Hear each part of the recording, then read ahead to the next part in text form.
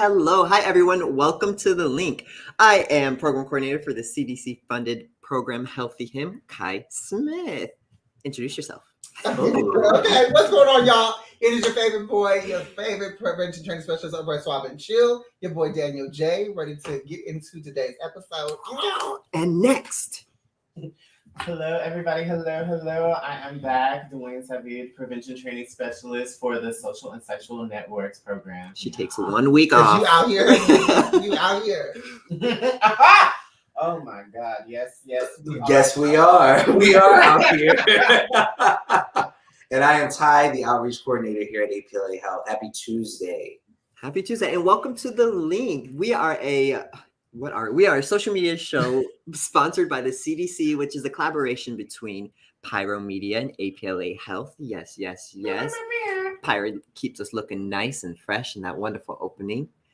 And CDC funds it all. So yes, here we are today. As Daniel mentioned, we have a really, really exciting show today. We have special guests because we're going to be talking about the movie that's going to be premiering on September 11th at the California African American Museum. Velvet Jesus. Ooh, the name alone is exciting. But before we bring on the directors, because we got both directors to come, before we bring them on and let them introduce themselves, we got to get into, one of our favorite things. What's poppin'? Other than my lipstick right now. Yeah. Okay, and the show. I like how you said that this time, Kai. There was no G in it, so it works. Oh, thanks. Yes, there we go.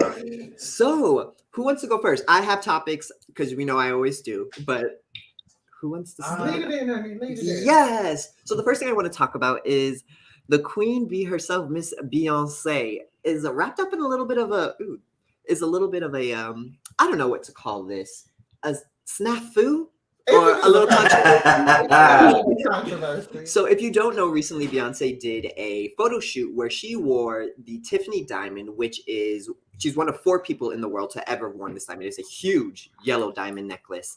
And for people who don't know, this diamond was taken from Africa during British colonialism, and it is what someone would call a blood diamond. So a lot of people have issues with a Black woman wearing a blood diamond. Come to find out, Beyonce had no idea.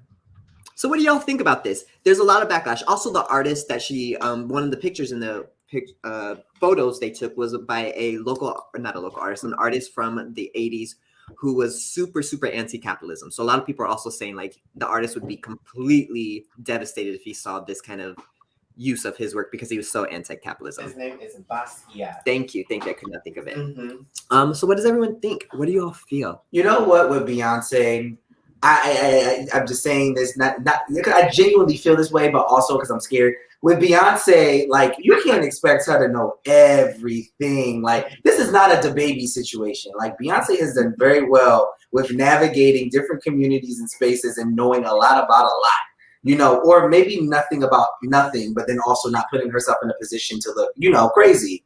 This is just one of those things that's like a nuance. I don't think that she knew. I don't think that if she would have known, I don't think that she would have done it. It could have just been her securing the bag. I know that sounds bad given how much backlash we've given DaBaby over the past couple of weeks, but he effed up. I can't expect her to know everything. I'm sorry. Do your thing, B. And I will give context to when Beyonce found out, she did release a statement saying that she was unaware. Did she? Yeah, she released a statement that she was unaware, and it was a failure on her part and her team's part for not catching that, as well as for Tiffany's for not letting her know. So Beyonce knows it was wrong, and Beyonce's like, well, shoot. That's great. That's great. Daniel, what do you think? So I feel like it is horrible that if no one else knows, Tiffany knows the history of this diamond. Absolutely. Number one, because all diamonds have to be authenticated, and so you have to have paperwork to show where this diamond comes from. So they know the history of this diamond.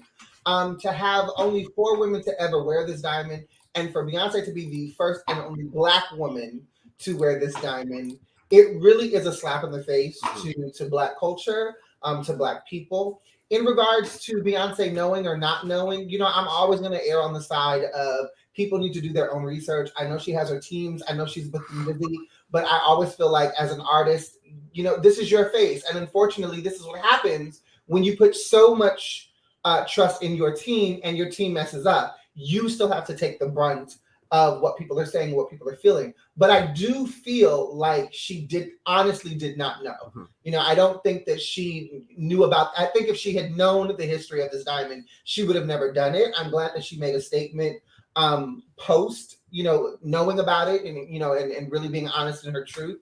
But again, this is one of those things where I feel like no matter how big you are as an artist, as a celebrity, sometimes you just got to keep asking those hard questions, or do a quick Google search yourself before you agree to anything. Especially when we talk about diamonds, because whether she knows that this particular diamond is a blood diamond, we know diamonds overall, how they come about. We know that the majority of them go through a lot of slave labor and abusive journeys to get to be the beautiful things that they are here in America that we spend so much money on. So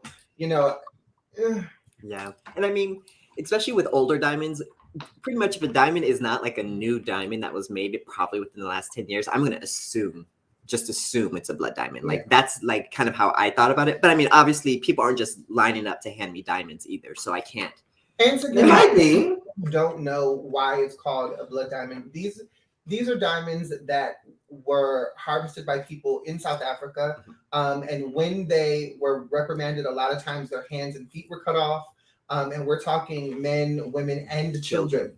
So people lost their lives trying to forage and mine for these diamonds that were brought over to America, and people, made money. And all over the world. But that's that. So Miss Beyonce, this isn't the first time something like this has happened with her, but I hope that she just does a little bit more personal research. And I feel like at this point she will. And I also want to say that it's not just an ad. Like, this was the launch of her and Jay-Z being the new face of a new campaign. Yeah. So it wasn't like this was just one photo. This was the launch of a new partnership. Yeah. Between Beyonce, Jay-Z, and Tiffany and Company. So I just have a totally different perspective on this altogether. Like, tell us. I get it. Like, I get the whole blood diamond thing. Ooh, close. I get the whole blood diamond thing, and I get the history of the diamond. But I feel like Beyonce being the first Black woman to wear the diamond, I feel like it's rightfully so. Like African people put literal blood, sweat, and tears to get these diamonds. I feel like it's only right that a Black woman, represents it. If anything else, you had 3 other fair-skinned, I don't know their ethnicity. White. They were white. Last one was Lady Gaga. Co-host. They all White women, wear the diamond beforehand, and they did not their people did not put in the work to garner this diamond. I feel like it's rightfully so. Granted, I do believe that Beyonce should have known the history of it, but I feel like the history is what makes it more of an impact for her being the first Black woman to be able to wear the diamond and represent it and to pioneer. I agree with you. Because I don't agree. Wedding photos with your white woman in the cotton field. But wait. No, but we're not talking about. Yeah, we ain't talking about all of that. We're talking about how to wear this diamond. What I say is, I compare the two to say that when we talk about, this is rightfully so. No, it wasn't a labor of love. These people did not choose willingly to go mine for diamonds. They were forced into this. It was slave labor. So, So I have a question. So was it a big to-do when those 3 white women wear it, or is it now a conversation because Beyonce wore it? Well, it has always been a big to-do within the Black community. I've never heard about it. I've never heard this. Yes. It has always been a big to-do in the Black community, which is Mm-hmm. right around the time that the movie Blood Diamond with Leonardo DiCaprio actually came out. Like, But that it was a Black part of diamond. it was a part of a huge movement because the history of it, again, like a lot of things when it comes to Black folks, it gets erased when it comes to America.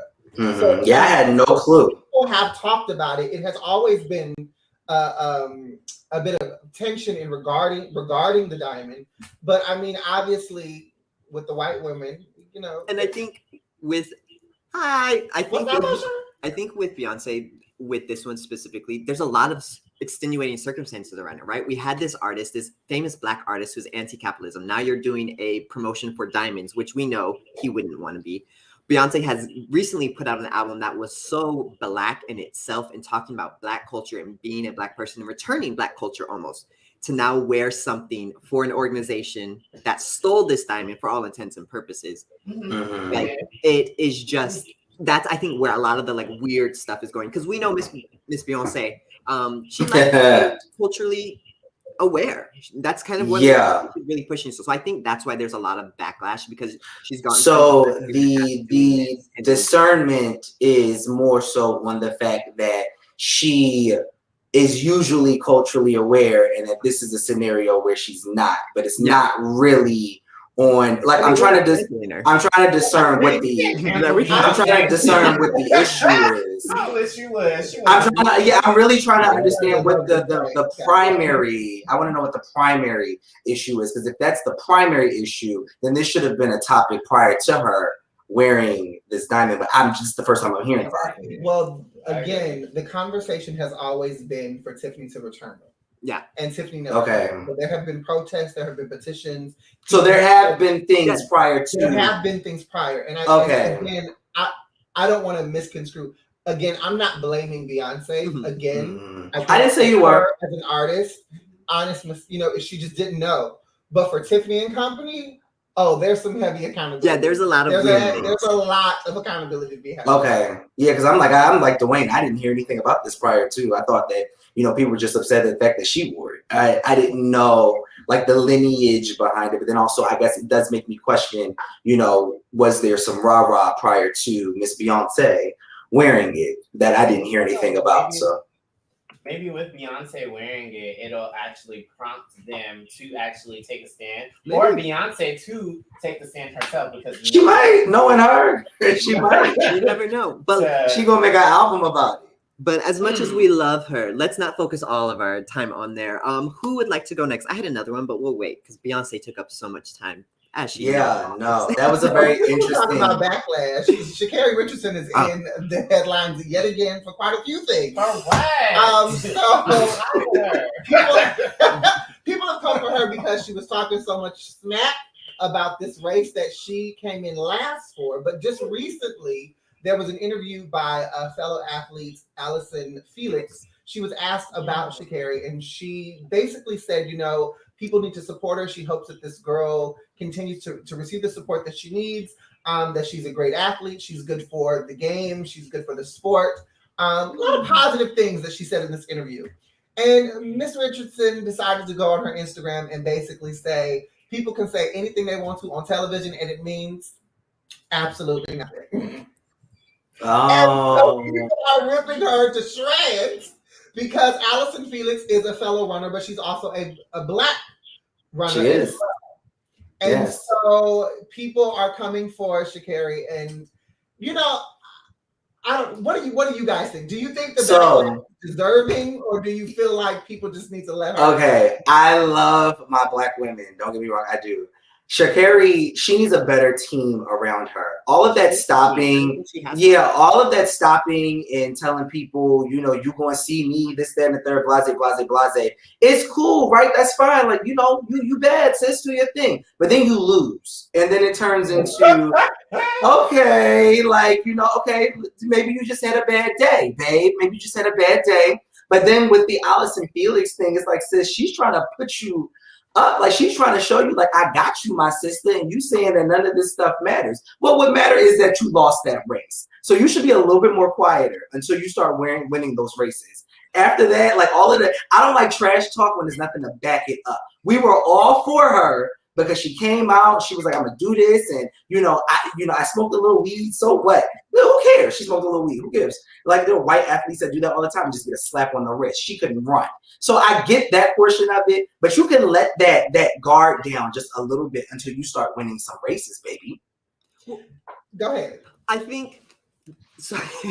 So I think for me, this is the way I look at it.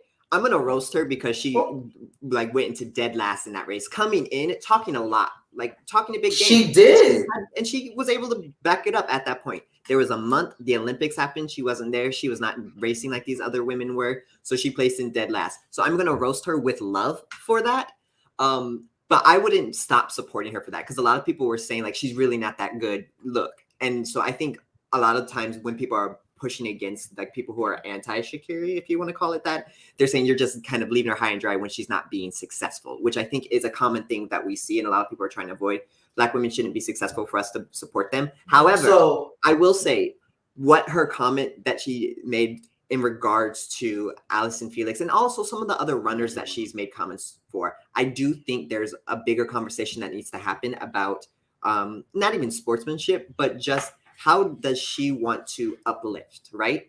And I think like she's definitely about uplifting herself, and I think that's great. Be your own fan. And we can all be your fan, but I wonder if it's a matter of, but do you have to tear others down to do so? Daniel and I were talking earlier. Maybe there's something going on with her and Miss Felix that we don't know about, or Mrs. The possibility know about, and Like that could be the tea. I do want to really quickly, Daniel. I do want to comment on something that Kai said.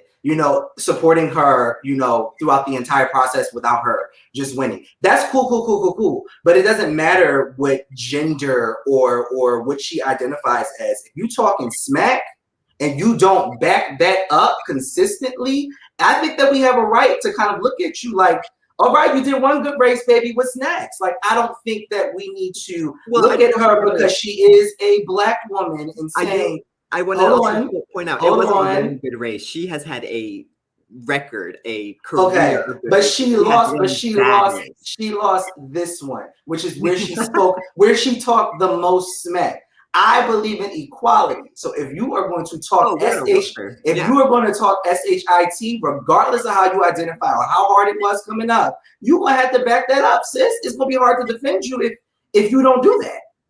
Well, when I read the comment, I felt like I don't agree with the comment because I also feel like we take these folks who are very talented and we thrust them into celebrity spaces and we expect for them to be trained, and that didn't go anywhere but to the floor. No, it went in. It went to the floor. But we put them in these celebrity spaces and we expect for them to have all this training and know how to handle controversy, know how to handle the public. And they're just not trained to do that. All they're trained to do is, we're going to give you all of this money. We're going to give you all of this recognition. And it does put a pressure on you when you make one mistake or you lose a race and you get all of this negativity. It's a little jarring. But when I read the comment, I felt like the first question in my mind was, what happened between you and Allyson? Because I feel like there's another part of this story that we don't know, that we haven't seen. Because I can understand if I was going through all this controversy and I tried to like lean on you as my sister in sport and you like shaded me, but then you want to get on this interview talking about, oh, I love her, she's amazing. Keep that same energy, sis. So I don't know. I just feel like I would want to know why she made that comment. Yeah, I would agree with you, Daniel. Like, I definitely think it was something behind the scenes as far as like why. But first of all, she didn't even tag the girl in her, because it was an Instagram story, y'all. Yeah. For those who don't know, it was an Instagram story with her, and her, I don't know what she had on. I think she had on her little scarf with a hoodie on, very Summer Walker. Like, I don't like. People can say whatever they want on social media on her story, and it was just first, she didn't even tag her, so it's not to say that it's not about Allyson. I don't care. You put yeah. We care. It's okay. You know, I have fans coming after us. It's okay. I'm trying to get those shoes. And that's fine. Like, I don't know you, girl. I don't know your career. I know you're coming out with shoes. And if maybe she just needs a team. Maybe she just needs a team. Yeah, maybe she just needs a team. Ultimately, she needs a team, especially because she is being watched right now, and the American public, the Black public, has now taken a notice of Sha'Carri, and so this is kind of that comes with it, the downside of fame, if you will. Yeah. But we have reached the end. We had so many more, but you know, sometimes it happens. Some of it gets really good though, so I get why. So, but now we get into why you are here today, because we have two amazing directors here to talk about their new movie, Velvet Jesus. I was going to say something else. It's Velvet Jesus. But before we even get to it, why don't we show the preview of it? Cue the trailer.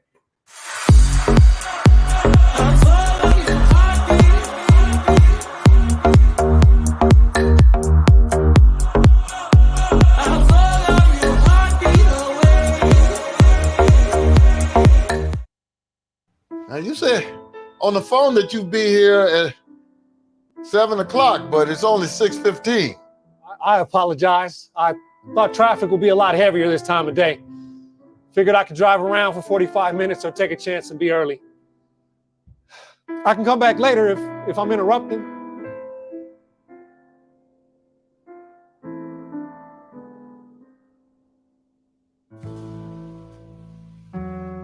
Wait. Carl, is that recognized you? Sam! Shut up! Wanna know about that night? What night? Christmas night, 1967!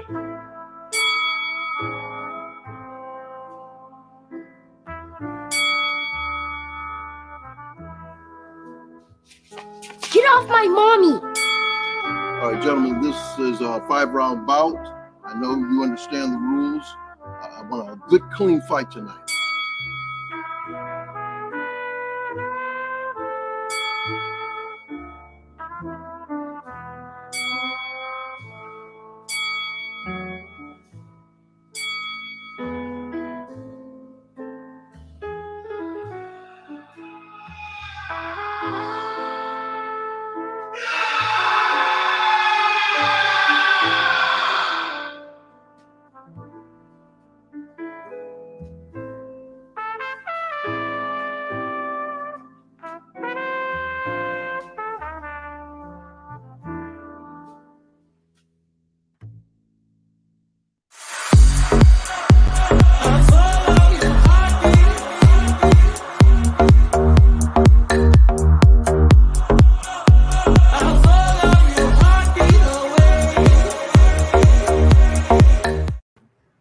And we are back. Hello, with our special guest.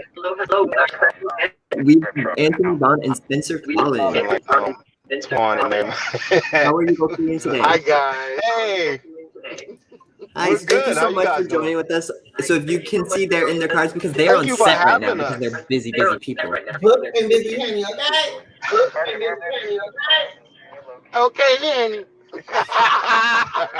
So first, I want to say thank you both so much for joining us today.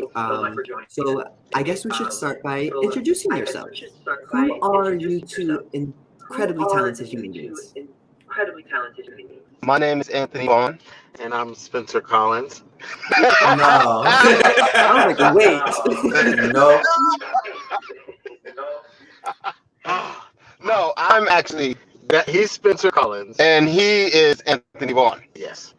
Hi, thank you so much for joining with us. So we showed the preview to your new movie coming up, but before we talk into the specifics of it, give us a little information. Where can people see it? When can people see it? All of that. So there are two ways that people can see it. They can, oh Lord, sorry guys. They can show up to the CAM, which is the California African American Museum, on September 10th, if they are fully vaccinated. Because this is a private event and we want people to be fully vaccinated. It's our way of letting the community know that you need to get vaccinated, y'all. But for those who can't be vaccinated or those who choose not to, because we don't want to vaccination shame anybody, you are able to access it on our streaming platform, Which is watchvim.com. That's www.watchvim.com. Yes, and for all the viewers that are watching, if you put in code APLA, it takes $5 off of the viewing. So Come on, promo code. Okay. We love a discount. Come on for the hair swoop. yeah, come on. I know I can't even Look, do she's it. excited over here. So I guess let's get into our first question for both of you. How did you get into directing, and then how did you also get into the creation of your production company, Blackmail? Okay, well, okay, so Blackmail Productions was started, I think it's 11 years ago now. The reason that I got started is because I was doing a play called Can God's Love Reach You in the Dark? And we went around to several people trying to get them to produce it and direct it. But because of the subject matter, a lot of people didn't want to touch it. Of course, this was way before we had movies like Blackbird and Moonlight and before Noah's Ark was popular. And so people weren't really ready to have the gay church boy conversation. And so because we spent so much time looking around, I just decided, you know what, I'm going to direct this and produce it myself. And after the success of the play, then I decided, well, you know what, let me do a production company. And the production company was to help tell the stories of the LGBTQI community, because there wasn't anybody who was specializing in just doing that. So that's how I got started. It was really for the need, like somebody needed to do it. And what about you, Anthony? Well, for me, this was never supposed to be. This was never in my book. I was not supposed to be. I wanted to be the next Denzel Washington. That's what I went to school for. Yes. I didn't want to be in production. But it was like an associate of mine from college had sent me a script and he was like, I really would love for you to help me produce this. And I read it and I was like, well, this is a lot to put in one movie. And I said, well, you got to break it up and make a series. And the first show that I did was Cheetah in August. That's now on Amazon Prime. So that was my very, very first show. And then after that, I just started doing a whole bunch of other things, Blackville, As I Am, Kumfama, Him, District, and now Trace. And Oh yeah, Trace and so many more things that has transpired since then that led me to where I am now. Great. Well, thank you both so much for giving us that information.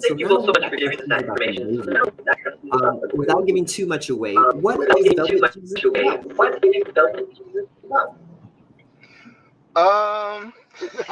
They probably should have asked you this question. I'm gonna give away too much. So, Velvet Jesus is about a man who is trying to confront the demons of his past by going to visit his stepdad, who caused him some childhood trauma that has been affecting the way he's moving through his life.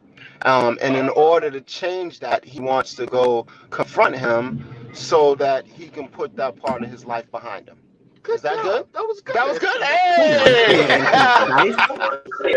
So I have a quick question for the both of you. So I know you. I know you never like to give too much. You want people to come see it and get the fullness of it when they're in the theater. But You already know. how did this script come to you? Like, how did this script come across Blackmail Productions? What was the process of kind of getting this script from the page to the screen? So one of my mentors, Charles McWells, who was well known in the nonprofit community, he showed me the script a long time ago, but he was still working on it. And when he finished developing it, he was like, I want you to direct this. And so we did it as a play. It got rave reviews. And after doing it as a play, we were like, well, I wonder if we can reach more people if we take it up a notch. But it was never intended to be a movie. We were actually using it to be and here I go. There's my word fumble. My brain just went.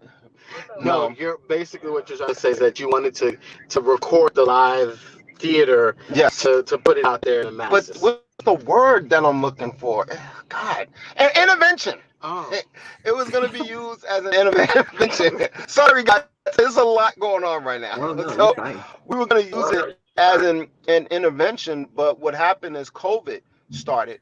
And when COVID started, we were like, okay, well, maybe we should just use it as a streaming platform. That way people can still be a part of the intervention without endangering their lives.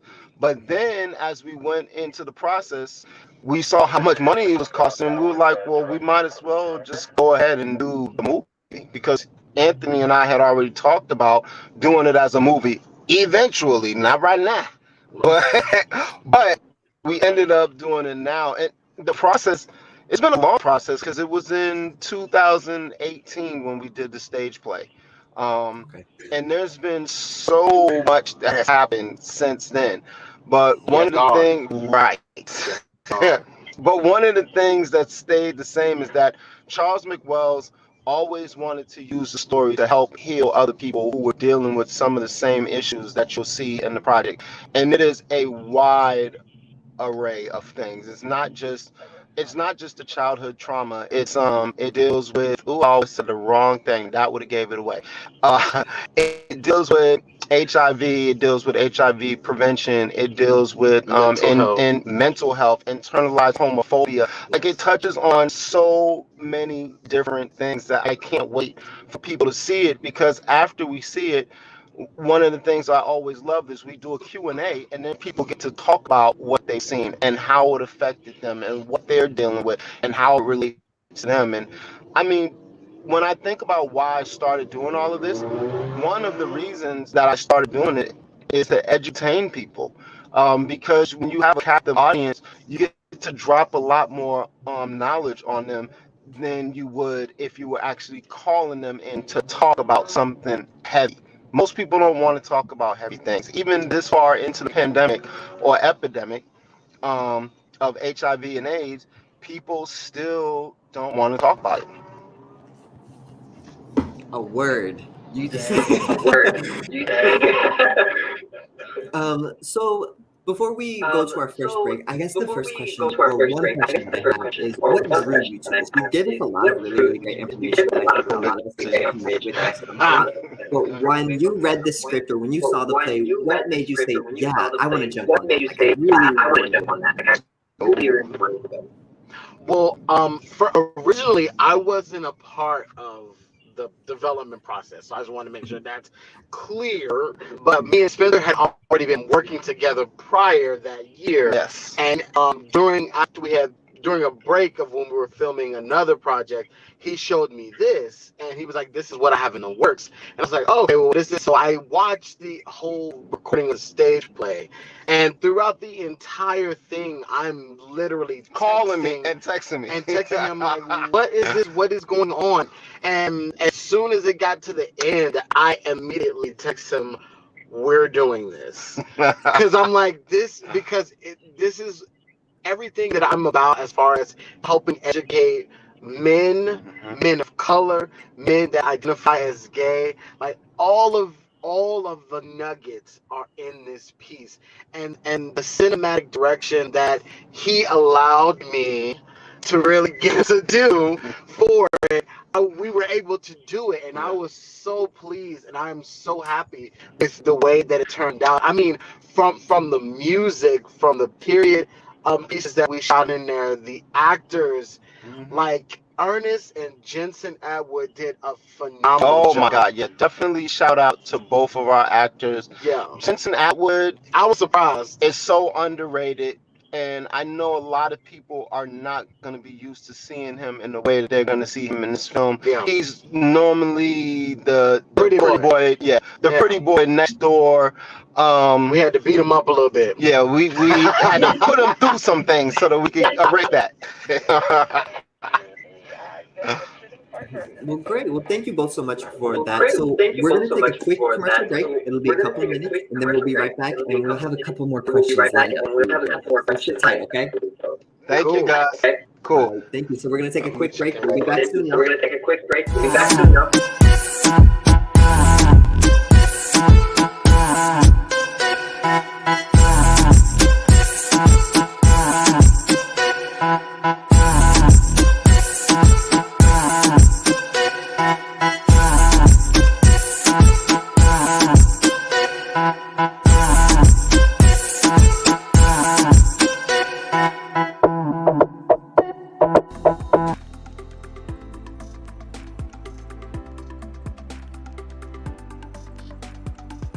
Are you in need of a quick and easy way to know your HIV status?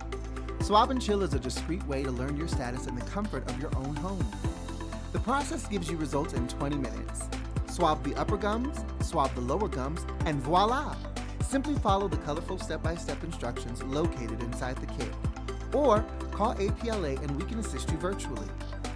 In addition, all kits include condoms and lube for that penetrative fun. For our trans clients, we have Swab and Chill Plus, a customizable kit for trans-specific needs. And we haven't forgotten about COVID either. All kits include personal protection gear, like face masks, comfortable yet stylish. A personal touch tool for dealing with those germ-infested handles and ATM keypads. Wet wipes for those little messes that need cleaning up. Also, keep that summer body protected with Swab and Chill sunscreen. And don't forget about our fanny packs for those quick trips to the store. All this can be yours. Simply call Swab and Chill at 323-329-9713 or email us at swabandchill@apla.org. We would love for you to be part of our Swab and Chill family. Come swab and chill with us!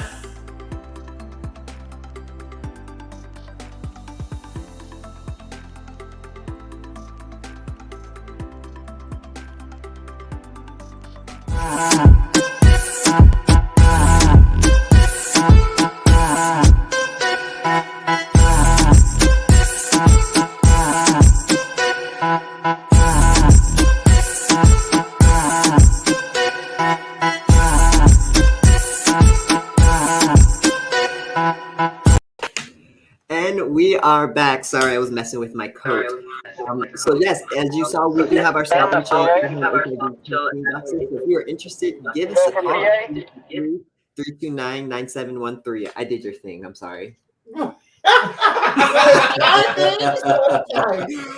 as continuing, if you are somebody that you know is between the ages of 18 and 39 living in California, specifically if you are a Black male who has sex with other men and you need an HIV test done in the comfort of your own home, please reach out to us. You can text us, you can call us, or you can email us at swabandchill@apla.org, which is scrolling at the bottom of your screen right now. You'll talk to me, we'll walk you through it, and it's easy peasy. Plus, it's free. So get it done, get some goodies, know your status, because knowing your status is sexy. It is sexy. Wow, It is. It's very sexy. And I get to know Ew, my free status. 99. Now, back to Velvet Genius. Jesus, I have issues speaking. So, who would like to ask a question? I would like to ask one after Dwayne, actually. Thank you. So I was excited. Yes, go for it. I'm gonna unmute yourselves because you're muted. I want to know what was your mindset behind the casting process. Like, how did you know that Jensen was going to be the one? Yeah.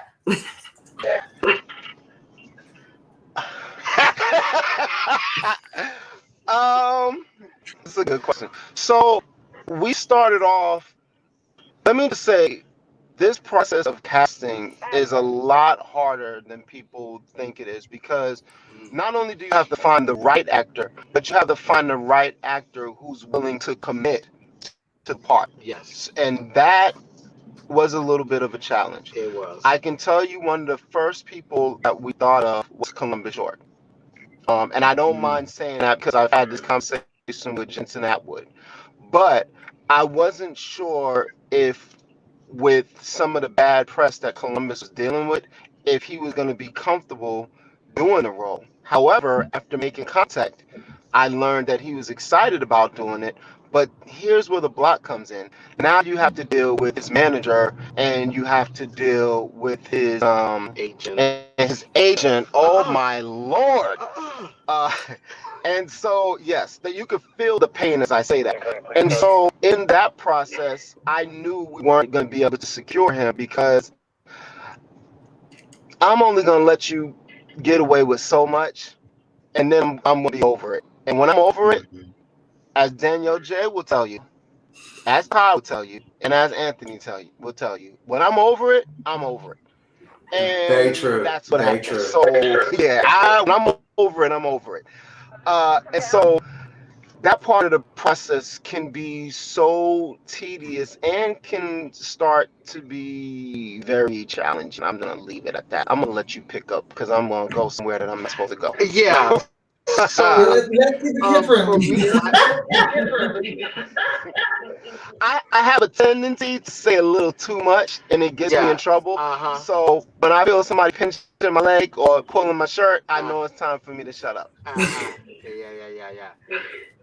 No, it's my thing about with the casting process with this, because we had a lot of people actually up for the main character for Vernon. Can I say I'm gonna drop this name because this is huge. Yes. So we also had Danny Glover, who was gonna be playing the part of Vernon. However, again, timing. It was the timing, but it wasn't just that. It was the agent. Because even with the timing, we could have got him in, but the agent made the process so difficult. And then this is where I'm saying too much, so I got to shut up again. Yeah. Okay. Yeah. So basically, sorry. So basically, but it really boils down to that's the element of agent and management comes into play with it comes to casting, but also as a director and a person who is an actor, you also have to consider how long is it going to take this person to understand and digest the material, and that was the biggest. That was a big challenge, and that's why. Anthony stepped in immediately in the casting process when we started looking at people, and I pulled up Ernest, who originally did the play, and he was like, well, wait a minute.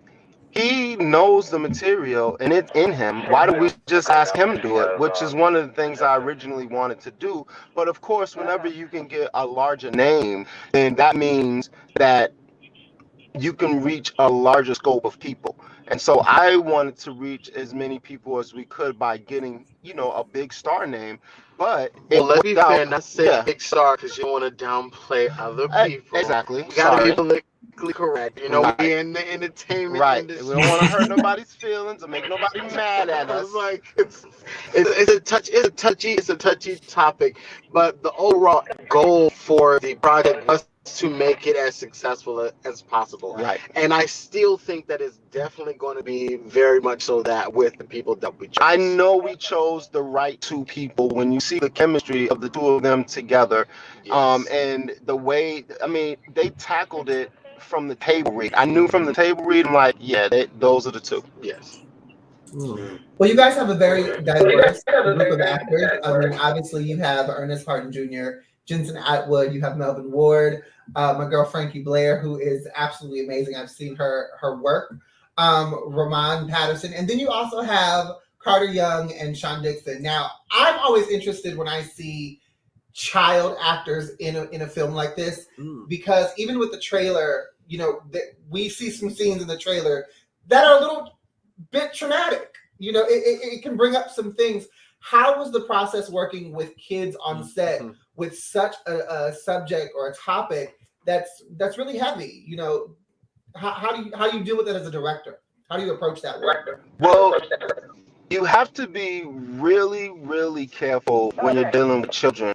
I always like to check in with my actors, whether they're children actors or adult actors, to make sure that they're comfortable and at the top of the scene. That's like one of the first things we do.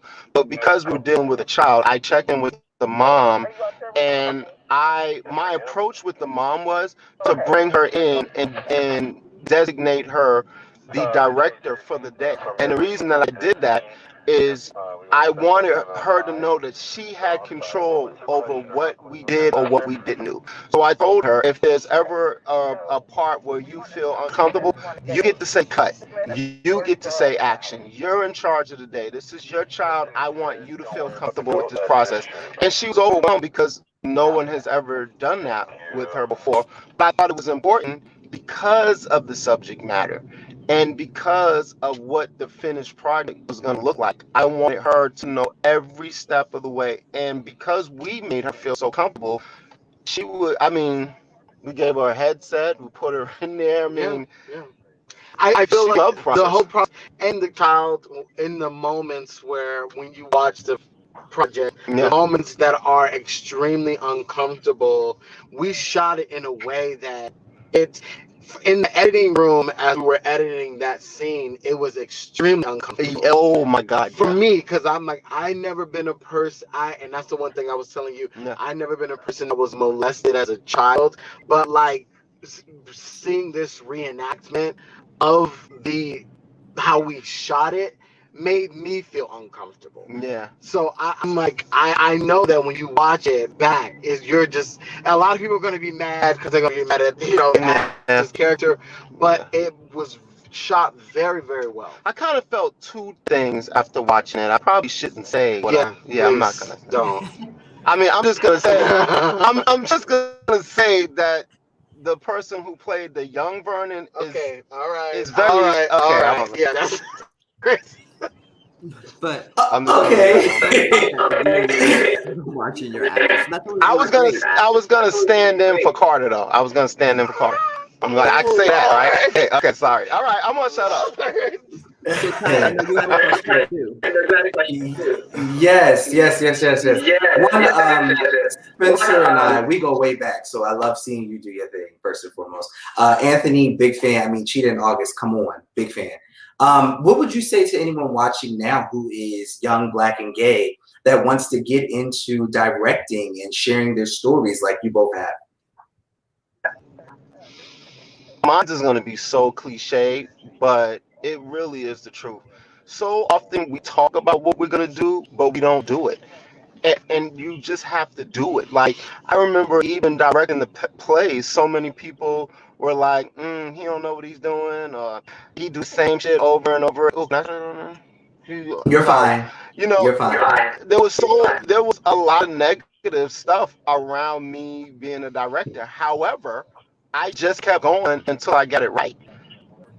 I just kept going. I didn't listen to what anybody else said. I kept going. Eventually, I got nominated by the NAACP. I got an Image Award nomination. You know, I didn't win, but guess what? That's my title for the rest of my life. You know, still got that nomination. Right. And now here I am doing film when that is not something that I have a background in. I didn't have a background in film. I just decided that I wanted to change from theater into film. And so if you make up your mind that you want to do something, the next thing you have to do is do it. You just have to do it. My advice would be, a passion has to be there. Don't just get into something just because you feel like it will be something of a cloud. Don't do it, because then you're only going to give yourself headache, and you're going to cause yourself more problems. And it's not easy. It's not. Oh my God. No, people don't understand the level of being an independent content creator, what it requires. You have to be the executive producer, you have to be the screenwriter, sometimes you got to be the actor, sometimes you got to be the sound person, sometimes you got to be the light person. You have to have a passion for it, and if you don't have that passion for it, please don't do it, because what's going to happen is that you're going to mess up the stories that need to be told and heard by other folks. So just leave it to somebody that really wants to do it. That's all I say. Right. And know your why. That's what I heard. Great advice. Like, know your why. That's a really good one. Yeah. Because I went to school for acting. I didn't go to school for directing and film, but I still know how to navigate my way around a set. As an actor. Well, one of the things that we are all excited about is the fact that people will have a one night only chance to see it. So there's one screening coming up. What was the choice behind having it just be kind of one night only versus a multiple night screening? So I think the choice to have it one night is that because we're actually still trying to shop the film around to like a major distributor. So, but we still wanted to get it like a moment to let people know that it's done. It's your moment to see it. Please take advantage of this moment, and then hopefully, when for the rest of the world, they'll be able to see it on a larger scale. That was the plan. So these people get to be like the people you see in commercial where they're watching it before anyone else and like the green light. Exactly. Yeah. This is a very expensive private screening. Like, expensive is a word.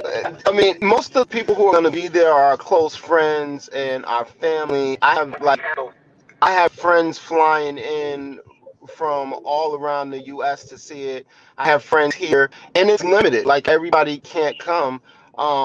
It's not just limited because of the private invitations, but it's also limited because, unfortunately, I'm just gonna say, unfortunately, not everybody's been vaccinated, so everybody's not gonna be able to attend. And I got a lot of negative feedback about Safety first. Safety first. Yes. I got a lot. I mean, we are going to scene 4. so guys, we're all set. And they are calling for the art department to go, so I gotta leave. Yes. But Anthony's gonna be here. I love each and every one of you guys. Thank you so much for taking the time and space to have us on. He's gonna stay with you guys until I need him, which is gonna be soon. But I hope each one of you comes. Your name is already on the guest list. Please show up. Thank you. I want you to be one of the first people to see this. Well, thank you. Gotta go. Yeah, you do great things.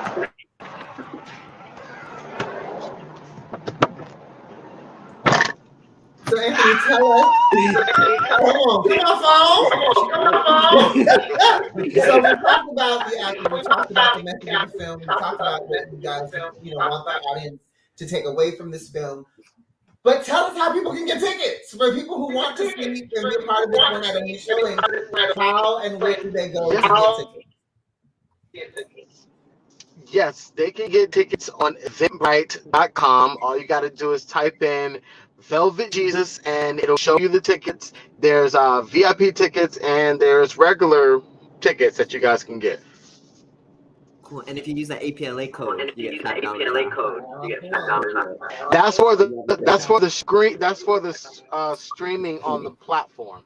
On the streaming. Got it. Just the streaming. Got it. That's fine.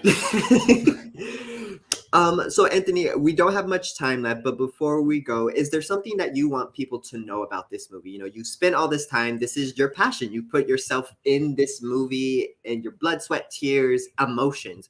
What do you want people to really know going in and then also maybe coming out from this movie too? The goal for anything. Sorry. So the goal for anything that I do or that I'm participating myself in, film-wise, is always to educate a crowd of people who are not knowledgeable on the subject matter. So at the end of the day, the only thing that I really want people to walk out of it is leaving with a sense of understanding about a topic that neither one of them may or may not have experienced. Walking in, I just want you to have an open mind. That's all. Come on, open mind. And then walking out, what do you hope people take with you? Just a level of understanding about the topic. Just just a little bit. Just to if you walk away with like, oh my gosh, that was a great acting performance. That's great. I love that. Oh my God, I want it to provoke thought. I want people to start thinking and having a conversation about these type of things, because me being a man of color that identify as gay or bisexual, whatever happens when the lights goes off. Anyway, but what I just want people to understand that these stories do matter. They do matter.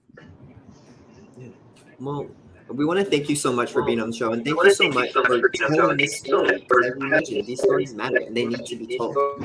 So thank you both. I know Spencer's already off being great, and I know you have to go and join him soon to be great. So thank you for joining us today. Have a wonderful day, and we will see you later. We will see you later. Thank you guys so much. You guys Thank you. look beautiful, all of you. Oh, Thanks. thanks. I need to hear We that. definitely All right, bye, guys. Bye.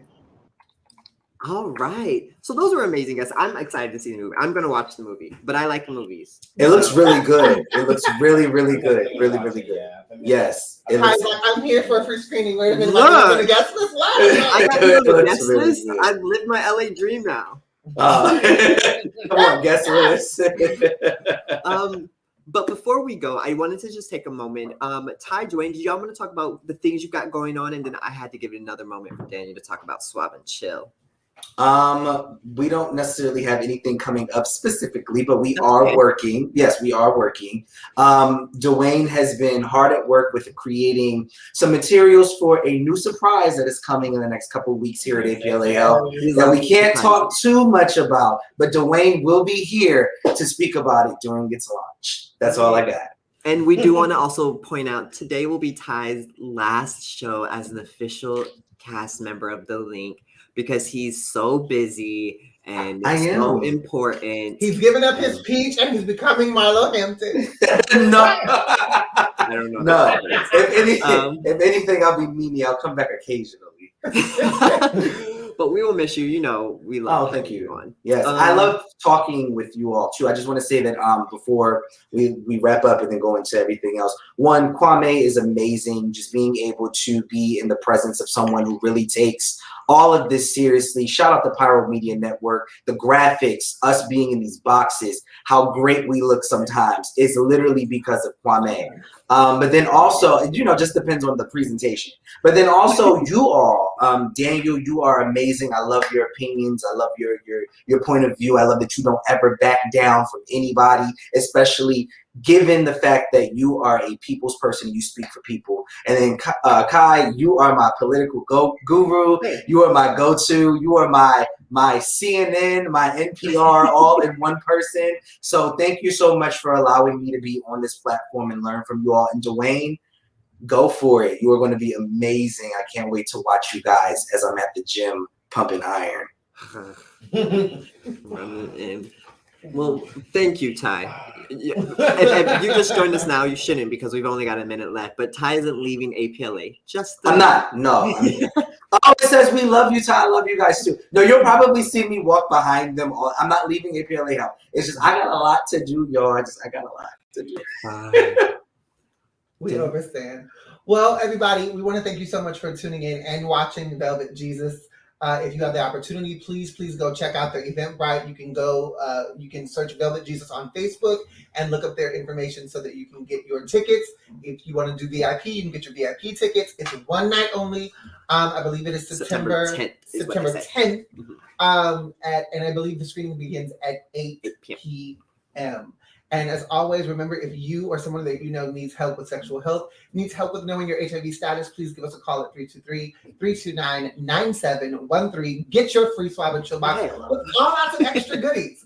But until next week, because we're here every Tuesday at 4:30 giving you all of the fabulousness that is us. Us to you. We say we love you. Bye-bye. Bye, everybody.